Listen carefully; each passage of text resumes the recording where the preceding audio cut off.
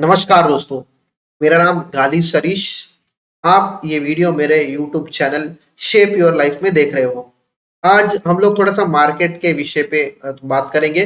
8 फरवरी के दिन हम लोग ये वीडियो बना रहे हैं। तो यहाँ पर मैं कुछ चीज़ों को यहाँ पर फिर से यहाँ पर मैं बात करना चाहूँगा। एक, मार्केट इस तरह से नीचे क्यों आ रहा है और मार्केट के इस तरह के नीचे आने के कुछ कारण क्या है उसको भी हम लोग समझेंगे, ठीक है? तो यहाँ पर सबसे पहले विषय पे हम लोग बात करेंगे कि जब भी इंडियन मार्केट्स नीचे आते हैं तो हमेशा एफआईआई का पैसा जो है मार्केट में जरूर जो है सेलिंग साइड पे ही आपको नजर आएगा।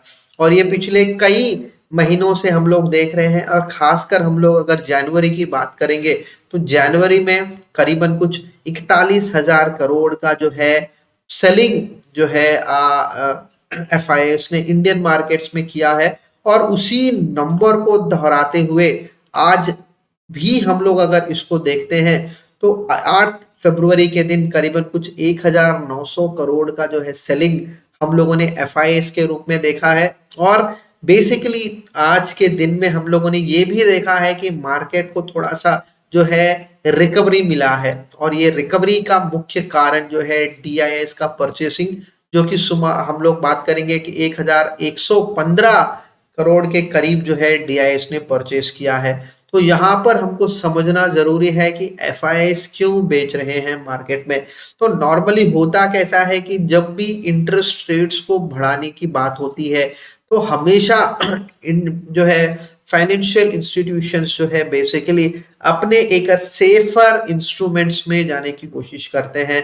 और यहाँ पर ग्लोबल क्यूज की बात करेंगे, इंडियन क्यूज की बात करेंगे तो ग्लोबली हमको पता है कि फेडरल रिजर्व यूएस में मार्केट इंटरेस्ट रेट्स बढ़ाने के इसमें जाने वाला है। और जब भी ये सिचुएशन आता है हमेशा एक इक्विटी मार्केट्स में जो जो जो डर है वो डर हमेशा बना रहता है और उस एक्सपेक्टेशन के साथ मार्केट में जो है सेल ऑफ भी, सेलिंग भी बहुत ज्यादा हम लोग देखते हैं। तो ये दोनों चीजें हम लोग ग्लोबली और इंडियन मार्केट्स में हम लोग बहुत ज्यादा देख रहे हैं। तो इस व्यू के साथ धीरे धीरे मार्केट जो है एफआईएस अपना प्रॉफिट जो बना रहे हैं मार्केट में, वो धीरे धीरे प्रॉफिट को बुक करके वो लोग जो है मार्केट में अपना पैसा होल्ड कर रहे हैं। और इसका आप जो है धीरे धीरे आप देखोगे यूएस टू इंडियन करेंसी तो वहां पर भी आपको वॉलेटिलिटी दिखेगी। तो दोनों चीजें साइमल्टेनियसली जब आपको दिखती है तो आपको बहुत अच्छे से आइडिया मिलेगा कि एग्जैक्टली इंडियन मार्केट से पैसा बाहर क्यों जा रहा है।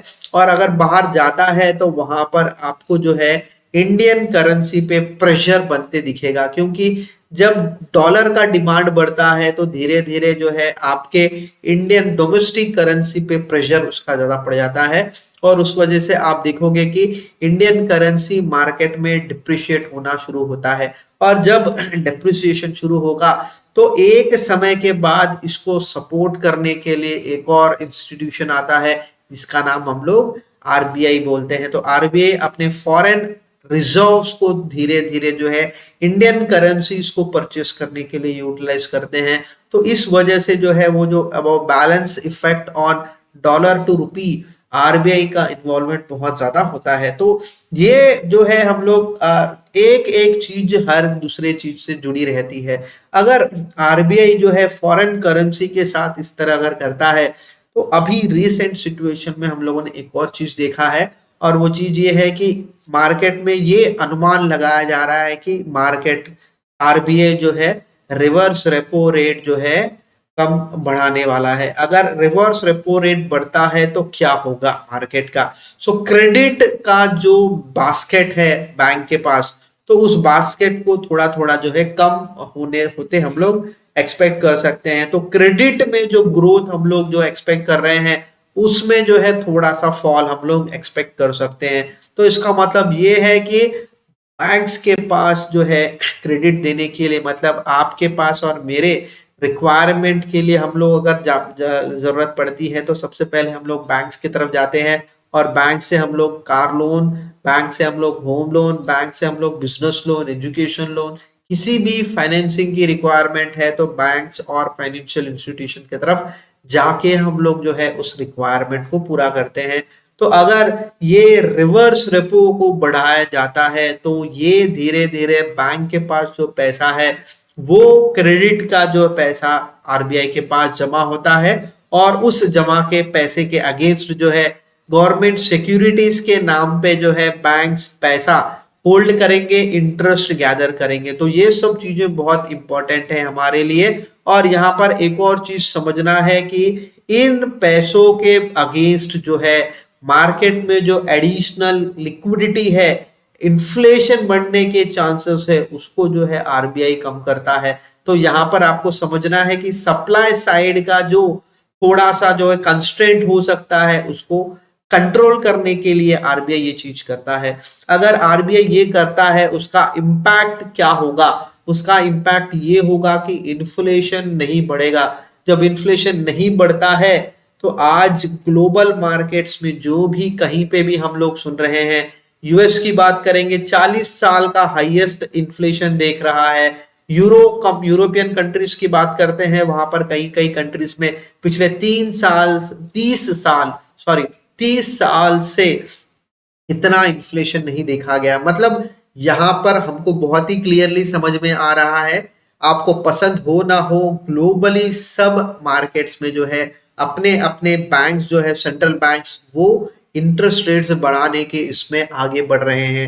इवन यही चीज इवन आरबीआई के साथ भी एक्सपेक्ट कर रहे हैं, बट आरबीआई जो है इंटरेस्ट रेट्स रेपो रेट और जो है सीआरआर को न बढ़ाते हुए रिवर्स रेपो को बढ़ा रहा है। एक अलग तरीके से मार्केट को जो है थोड़ा सा लिक्विडेशन को कंट्रोल करने के इसमें प्रोसेस में है। तो ये काफी इंपॉर्टेंट है दोस्तों। मतलब ये पूरा सत्र हम लोग जो बात कर रहे हैं बहुत ही इंपॉर्टेंट है और ये भी एक्सपेक्टेशन है आरबीआई का कि यहाँ से इंटरेस्ट रेट जो है धीरे धीरे बढ़ने वाले हैं, बट ग्रोथ को सबसे पहले हम लोग दर्जा देंगे। तो ग्रोथ को अगर हम लोग वेटेज देते हैं तो इस तरह का इन्फ्लेशन को कंट्रोल करने के लिए इंटरेस्ट रेट्स बढ़ाने में वो जो है बेसिकली होता कैसा है कि आप एक घड़े में ऊपर से भी नल में पानी भर रहे हो और नीचे से भी आपने जो है घड़े में से नीचे का नल भी आपने शुरू कर दिया है।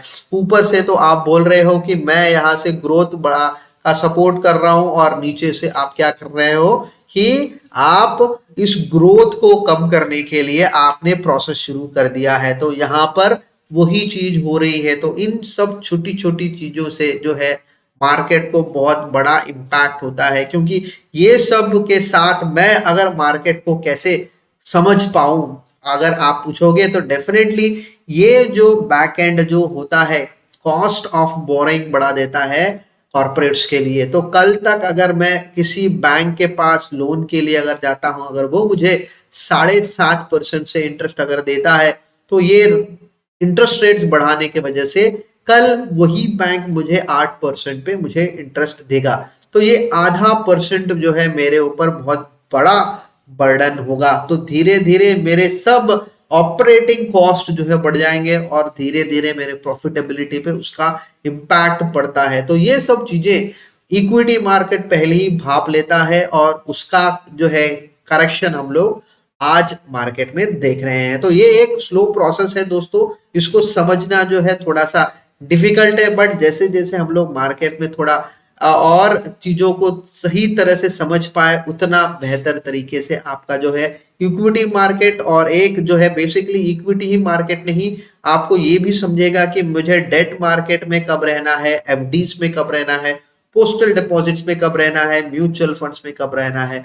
तो आज के समय पे अगर आप मुझसे पूछोगे तो आप लोग इक्विटी मार्केट्स में आप बिल्कुल आपका पैसा इस समय पे आना ही चाहिए। बट अगर आप डेट फंड की बात करेंगे तो मैं यहाँ पर क्लियरली एक नो बोलूंगा कि इस समय पे आपका कुछ भी पैसा जो है एक मीडियम टर्म या लॉन्ग टर्म डेट पेपर्स में बिल्कुल ना रहे, क्योंकि इस समय अगर आपका पैसा ऐसे कैटेगरी ऑफ म्यूचुअल फंड्स में रहता है तो आपका पैसा जो है बिल्कुल एक नेगेटिव इम्पैक्ट दिखाएगा। जब भी आपका जब भी आपका आरबीआई के तरफ से कुछ ऐसा डिसीजन आए जो कि मार्केट में इंटरेस्ट रेट बढ़ा सकते हैं, तो उसका डायरेक्ट इम्पैक्ट जो है आपके डेट फंड्स के लॉन्ग टर्म ड्यूरेशन फंड्स में वो नजर आता है। तो डेफिनेटली इसके ऊपर मैं और भी अधिक जो है सेशंस करूंगा ताकि आपको इसकी गहराई समझ में आए और उसके बेसिस पे मुझे इन्वेस्टमेंट ऐसे सेक्टर में करना चाहिए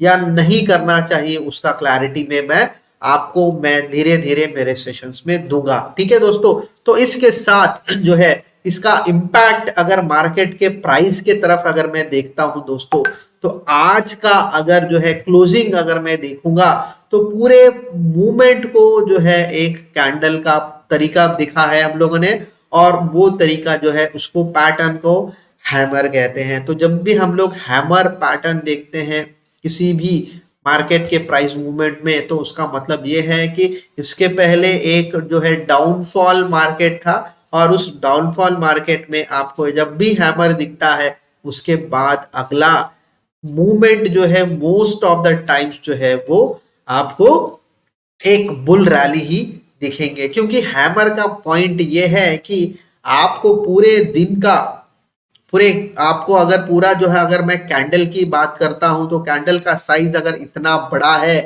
तो ऊपर का हिस्सा जो है आपको सिर्फ एक बॉडी बनते दिखेगा। मतलब पूरे दिन के ट्रेडिंग में मार्केट ने जो है कोशिश किया था मार्केट को नीचे लाने के लिए, बट बुल्स जो है खरीदने वाले लोग जो है मार्केट को नीचे नहीं आने दे रहे हैं। उन्होंने कॉन्स्टेंटली परचेस करना शुरू किया और मार्केट के बॉडी को एकदम से ऊपर तक ही खींचते ले चले गए। तो उसका मतलब इम्पैक्ट क्या है, मार्केट जो है कोशिश कर रहा था नीचे लाने की, बट मार्केट में परचेस करने वाले ये बोल रहे हैं कि हम लोग इस मार्केट को और नीचे नहीं आने देंगे, हम लोग यहाँ से इस पर्टिकुलर मार्केट को जो है परचेस करते करते जो है रोक रहे हैं। तो इस वजह से उसका एक रिवर्सल पैटर्न को देखा जाता है मार्केट। तो डेफिनेटली कल का मार्केट का आउटलुक हमको बताएगा कि अगला पैटर्न क्या होगा, बट ओवरऑल एक जो है टेक्निकल चार्ट्स की तरफ अगर आप ध्यान दोगे तो ओवरऑल अभी भी मार्केट में जो है एक छोटा सा बियरिश व्यू ही नजर आ रहा है। तो ये व्यू थोड़ा थोड़ा over a period of time जैसे जैसे प्राइस का जो है क्लोजिंग आता है वैसे वैसे ये पैटर्न में जो है थॉट मतलब चेंजेस आते हम लोग देखेंगे। तो over a period of time definitely market के डायरेक्शन के बारे में मैं बीच बीच में वीडियोस दूंगा, क्योंकि मैं इस पर्टिकुलर चैनल पे मुख्य पॉइंट मेरा ये है कि मार्केट के व्यू के साथ फाइनेंशियल प्रोडक्ट्स में कौन से प्रोडक्ट्स हो और प्रोडक्ट्स के डिटेल मैं मेरे चैनल पे दिया करूंगा। ठीक है friends, thank you for watching this video.